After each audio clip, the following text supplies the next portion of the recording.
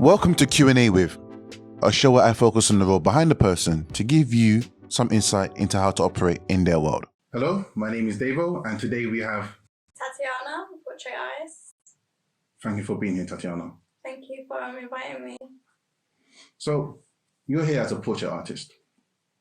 When I think of that, is that something to do with how a canvas is positioned, or is that drawing people's faces?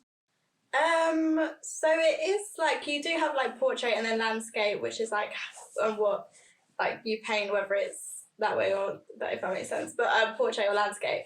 But portrait art is also faces. So a painting of somebody's face is considered as like portrait. And what kind of faces is that? To do with imaginary faces, or is that faces that exist in the world? So either really. I can paint. I usually paint from references. So I usually paint from faces that exist, like of people that are like actual people in the world. I have a couple times painted from imagination, but it's not something that I prefer to do at this current time. Maybe in the future I'll be more accustomed to painting from my imagination, but at the moment I usually just stick to reference pictures. So your preference is straight up reference? Yeah. So then, why portrait art? It's just what I'm used to, I think. It's what I've always done since I started. And it's just something about faces, I just like to paint them. Yeah. And if you don't mind me asking, how old are you? I'm 23. So you're quite young. Mm-hmm. And how long have you been a portrait artist for? So I started in the first lockdown, which was, I think, 2019, I believe. I started then, but I was just drawing in pencil and it wasn't the best. But I've since then progressed and started painting. Like 7 months ago, I started painting approximately. Since then. So this started off as a hobby. Mm-hmm. At first? Yeah, from boredom, because I was made redundant in the first lockdown. I had nothing to do, just sat at home, bored, had rent to pay, so I was like, let me start something. I didn't think it would go that far, but I think it's been going all right so far. And you're Black heritage, aren't you? Mm-hmm. Yeah. Is that reflected in your art? I would say a lot. When I first started drawing, it was from a lot of passion that I had. So I was drawing Black figures through history, who inspired me. So that's who I was drawing at first, and that's why I started really. So I'd say a lot, and I usually paint what inspires me, and I do find a lot of inspiration in like my Black heritage. You started painting about roughly 7 months ago, and you started drawing during lockdown. Mm-hmm. Yeah. So, are you saying you had no formal training? Was that just you yourself picking stuff up? Yeah. So I've had no formal training or anything. I didn't take art in any schooling or anything like that. When I was in high school, when I was around like 12 or something, I was drawing a little bit, and I remember an art teacher asked me to take art, and I was like, I don't want to do it. To be fair, I think if I did take art, I wouldn't enjoy it as much as I do now, because it becomes more of like a study than a hobby, if that makes sense. I understand. I guess another question then, with that, because you didn't have any training, mm-hmm. Did you read any books or watch any YouTube videos to master your craft? To be fair, I actually didn't. I feel like a lot of what I do, sometimes when I'm painting, I'm like, I don't think this is what I'm meant to be doing. I don't think this is the right method, but I'll do it anyway. Like I just do it how I feel to do it instead of how it's probably actually meant to be done. Yeah. So it's a lot of free-flowing, freestyling, seeing what works, experimental. Yeah, exactly. And with these experiments, what tools do you use? So at first I was just drawing, so I was just using the pencils. Someone actually gifted me pencils because I was using like the ones that you just write with the rubbers on the bottom, but obviously those are not the right pencils to use. So someone gifted me some pencils, and now I just use paintbrushes, sponges, paint, Just the basics, really. For those up and coming artists, how much roughly is that in terms of cost? So the paints, right now I only use the small bottles. They're like £30 for a pack of like the coloured ones. And the bigger bottles, to be fair, because I buy those frequently, always run out. I'm not sure, I think the big bottles are like maybe like £20 each or something like that. So it can be quite an investment when you paint in colour. In black and white, it's not as bad. And paintbrushes, it depends what paintbrushes you get, really. The ones I get are like £10 or something for a few. But yeah, I need to invest more in my materials, I think, than I do now. I know you said your art style is experimental, but I do see that you do visit a lot of galleries. Is that where you draw inspiration from as well? So I started to visit galleries because I was feeling a little demotivated, like in my painting and everything. I just got to a stage where I was like, oh, it's not worth it. Like, I was self-doubting myself. Like, I was doubting myself a lot. So I thought, yeah, I'll go to some galleries to get some inspiration, to feel like, to see everyone else's art inspire me. And I could think like, maybe my art can inspire other people. So yeah, that's why I started going to those. You talked about how, I guess I don't know what the word would be in terms of creatives, but for writers, it would be writer's block. Yeah. When that did happen to you, how long was that period of where you just felt down in terms of creativity? Yeah, probably for a few months, to be fair. There was one painting that I was working on that took me so long just because I just felt so inspired when I was painting. Uninspired when I was painting it. And I just started to think like, this isn't good. Like, I started getting proper in my head about it. Like, when I was painting, I was thinking, this is not going right. Like, I just didn't want to do it. So I'd say, yeah, a few months that lasted. You mentioned something there quite interesting in terms of coming back to a painting. Putting aside, the not being motivated and feeling some type of way, is it quite common for you to start a painting and then come back to it weeks, days, or months later? To be fair, I like to finish my paintings quick when I paint them. I'm not sure why, but I usually, if I paint something and it's not a commission, it's probably because I felt inspired to paint it and I just want to get it done as soon as possible. So I usually stay up until like 5 a.m. painting. I'll paint like 10 hours in a day.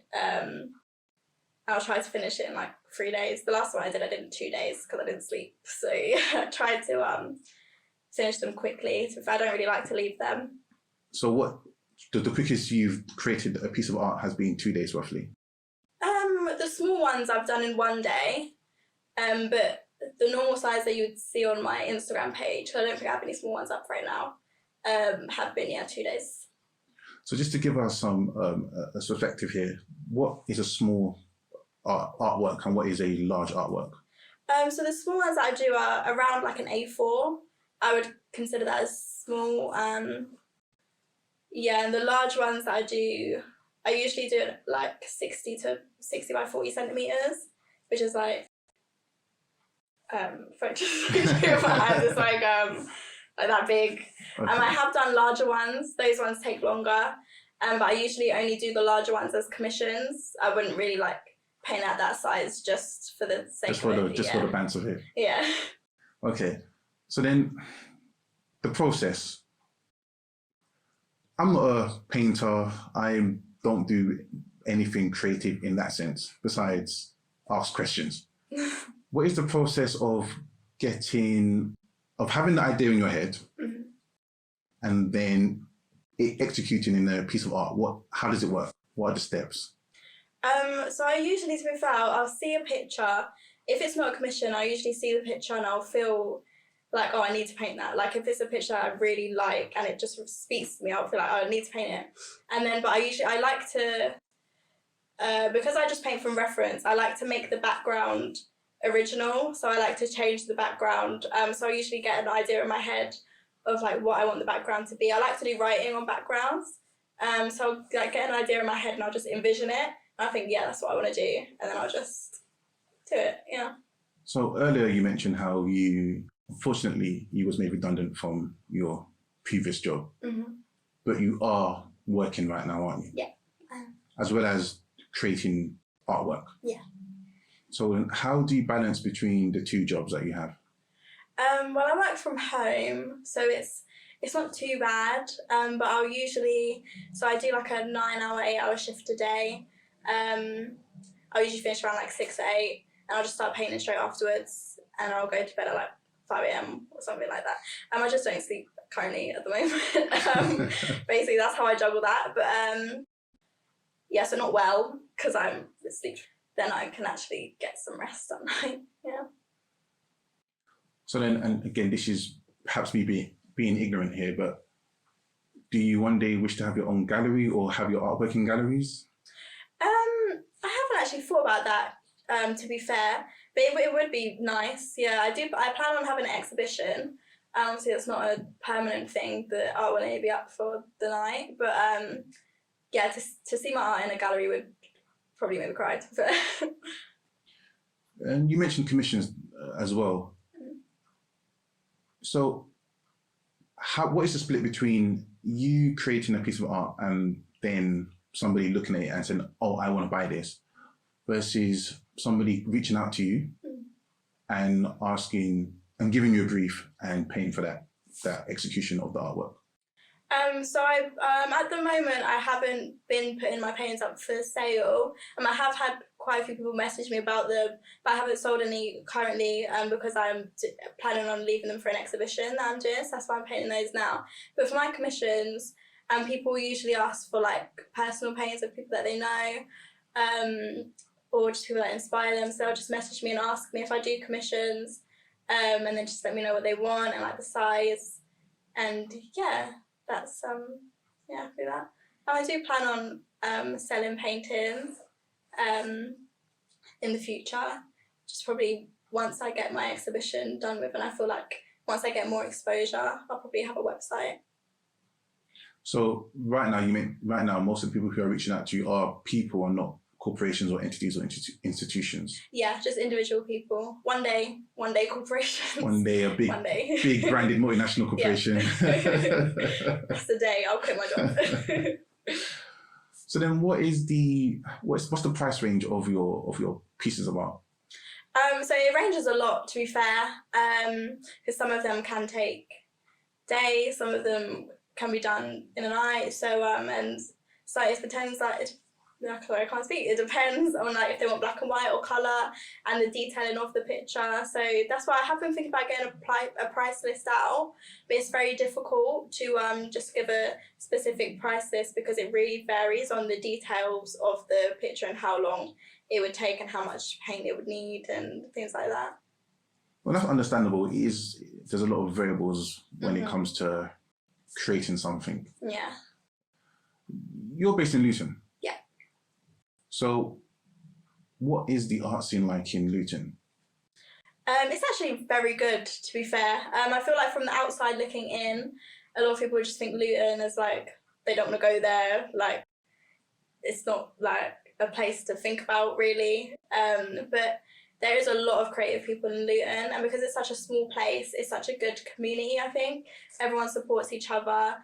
So it's, I would see like an art scene as so much more than just like physical art, as like I would class it as like people who make music as well, like I would class that as art. So like there's so many people in Luton who are so creative and make so much different types of art that makes it such, it's quite an inspiring place to live, even though like, I know there's a lot of people watching this now thinking, inspiring. Yeah, exactly. But no, it is actually very, when you get to know the people and not just like the town, because the town isn't inspiring. Yeah. It's the people in the town that makes it like that. I agree with it. I think a lot of people especially in bigger cities who haven't really experienced other cities, they do have I wouldn't say a negative, but they have a stereotypical view on certain other towns. Yeah. And so I feel like especially people from you can say it. like I think with with the UK, if it's not London or like Birmingham or something, then it's nothing. So like Luton is like, oh, what's Luton? Like, yeah, if it's not London, it doesn't matter. But no, Luton, it's quite a good place for creatives, I think. So despite being, I guess, known amongst the creative side within Luton, how do you promote yourself? I have been trying a lot more promotion now than I was before on social media. I'm not good at promotion at all, but I have been trying more on social media now to post my art a lot more. And yeah, that's all I do for promotion really, is use social media. But I feel like that's the best way of promoting, through social media these days. What social media platforms are you on?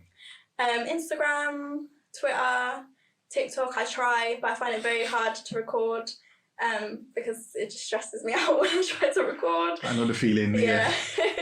So and Facebook. Facebook's actually very good for it, to be fair. They have a lot of like art pages and like black-owned pages and stuff, which are very good to post on. You get a lot of exposure through those. But mainly Twitter and Instagram. And is that where you're most active? Is that where you're seeing more of a response? Yeah, I think on Twitter is best for like likes and for people that you don't know to see it. On Instagram, I think follower base, because a lot of people on Twitter will just like and not follow, but Instagram is where like the followers, people who actually want to like keep up with your work, that's where I feel like they are like they're on Instagram. So looking at all your artwork, every single one, even the ones you didn't finish, even the ones you may have put to the side, out of all of them, which one is your most favourite? I find it such a difficult question, because I feel like every time I paint something new, it becomes my new favourite, if that makes sense. So the last painting I've painted is my favourite one, but I'm painting something now, and when I finish that will be my favourite one. But I feel like I favoured my Lauryn Hill painting a lot. Okay. I gave that one to my mum because it was her favourite. So yeah, that's probably my favourite, I'd say, but I always do prefer my most recent ones. Okay, sticking with that theme then, what painting or drawing, which one of those was one that once you finished you said, yes, I want to be an artist? The Lauryn Hill one, yeah, definitely. That's probably why it has like a special place in my heart, because I think that was the second painting I've ever painted. It's not the first on my page, because I had an old art page, but I moved it all to my main Instagram. Yes. But that was my second ever painting. So that one, when I finished it, I was like, yeah, this is for me. I need to stick to this. Okay, so besides your artwork, what is your favourite piece of art that you've ever seen? That isn't yours. Yeah. Yeah. That isn't mine. See, because I don't, I need to follow art more, but I don't know a lot of art. But I'd say, am I allowed to say my friends? Like you can name yours, and then if we can, we pull it on the screen as well. Yeah. So my good friend Amber, she's from Luton. She's an artist. She does a different art to my type of art. I wouldn't know what to call her type of art, but her art is amazing, to be fair. She's very creative. Like, I really look up to her type of art, because with mine it's like reference images, but with hers it's just from like her head. So it's like she just creates it. So that all of her art pieces inspire me. What was her name? Amber. So Amber Butler. So then, I guess before we come to a close then, so what advice would you give up and coming artists? I would say to not get too overwhelmed in doubt.